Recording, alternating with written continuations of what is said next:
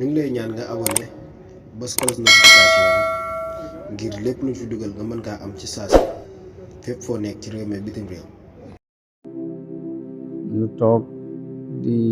fàttalente ak bokki jullit yi ak bokki taalibe yi war-war yi war ci nit ku jóg ngir soobu sunna si yonent bi sallallahu alayhi wa sallam ak war-war yi war ci nit ku jóg fas yéene topp tariqatu Cheikh Xadim radiyallahu taala an war-war yooyu mooy gëstu dëgg-dëggi lamu jamono bu ne lay dëgg-dëggi mbir bu nga di ko gëstu di ko jéem a bàyyi xel di jéem a teg si tànk foofu jamono bu ne ngay jàng ndax nit jamono bu ne war nay jël bind bu yees wala muy toog di nafar la mu weesu woon di ko segg di ko settantal lu mu jëf ci gannaawam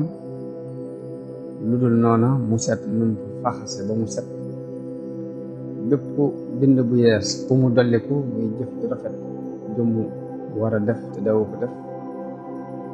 mu jéem kem kàttanam ngir jëf-jëf jooje lépp jamono bu ne dafa war ak jullit war taalibe murit ci ay yëngatoom yooyu nit boppam ci jëmmi boppam moo ko jëkk a ëmb bu xoolee loolu xool lottug boppam ci digg boppam xool lottug boppam ci man boppam am xelam dana ko puus ci mu xool moroomi nitam ci seenug lottu ci seen mbiri bopp xool seenug lottu ci mbiri kenn ndax nit bu fekkee am xelam rafet na dana gis ni ku ne rek nit ñépp rek ñoo tolloog moom ci tolluwaayu lottu ci seen mbiri bopp loolu bu ko nit gisee dana ko yóbbu ci mu xalaat doole jum wéeru yoo xam ne bu ca wéeroo du daan bu xoolee kanamam doole jum war a wéeru it du gis lu dul yàlla mi nga xam ni mooy kenn mooy kii aju not mu bind mbindeef yi